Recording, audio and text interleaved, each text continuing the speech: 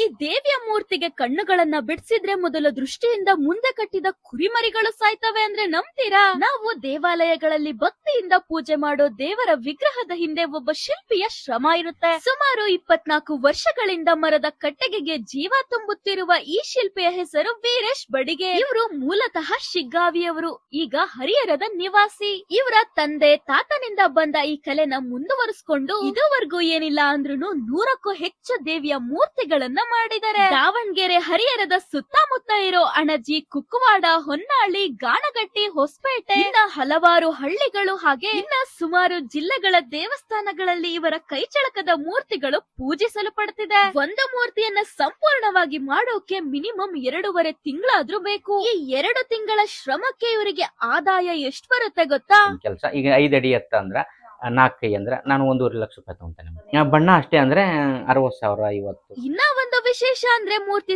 ಸಂಪೂರ್ಣವಾದ ದೇವಿಯ ಕಣ್ಣುಗಳನ್ನ ಅಂದ್ರೆ ದೃಷ್ಟಿಯನ್ನ ಮಾತ್ರ ಬಿಡಿಸಲ್ಲ. ಯಾಕೆ ಗೊತ್ತಾ? ಆ ಸುಂದರವಾದ ಕಣ್ಣುಗಳನ್ನ ದೇವಿಯ ಪ್ರತಿಷ್ಠಾಪನೆ ಮಾಡೋ ದಿನಾನೇ ಯಾರು ನೋಡದೆ ಇರೋ ಹಾಗೆ ಬಿಡಿಸಿ ಆ ಕಣ್ಣುಗಳಿಗೆ ಬಟ್ಟೆಯನ್ನ ಕಟ್ತಾರೆ. ಯಾಕಂದ್ರೆ ಆ ದೇವಿಯ ಮೊದಲ ನೋಟ ಬಲು ಶಕ್ತಿಶಾಲಿಯಾಗಿರುತ್ತೆ. ಇವರಿಗೆ ಅನೇಕ ಜಿಲ್ಲಾ ಮತ್ತೆ ತಾಲೂಕು ಮಟ್ಟದ ಅನೇಕ ಪ್ರಶಸ್ತಿಗಳು ಹಾಗೆ ವೃತ್ತಿ ಚೈತನ್ಯ ಪ್ರಶಸ್ತಿ, ಜಕಣಾಚಾರ್ಯ ಪ್ರಶಸ್ತಿ ಇನ್ನ ಹಲವಾರು ಪ್ರಶಸ್ತಿಗಳು ಸಿಕ್ಕಿದೆ. 2 ವರ್ಷದ ಕೆಳಗೆ ನಮ್ಮ ಹರಿಹರದ ಗ್ರಾಮ ದೇವತೆ ಊರಮ್ಮನ ಮೂರ್ತಿಗೆ ಬಣ್ಣವನ್ನ ಮಾಡಿದ ಕಲಾವಿದ ಇವರೇ. ನಮ್ಮ ನಾಡಿನ ಸಂಸ್ಕೃತಿಯ ರಕ್ಷಣೆ ಆಗ್ತಿರೋದು ಕೂಡ ಇಂತ ಕಲಾವಿದ್ರಿಂದಾನೆ. ನೀವು ಕೂಡ ದೇವಿಯನ್ನ ನಂಬ್ತೀರಾ? ಹಾಗಾದ್ರೆ ಕಮೆಂಟ್ ಮಾಡಿ. ಹಾಗೆ ಈ ತರ ಮೋರ್ ಇನ್ಫಾರ್ಮೇಟಿವ್ ವಿಡಿಯೋಸ್ ಫಾಲೋ ಮಾಡೋದ್ ಮರಿಬೇಡಿ.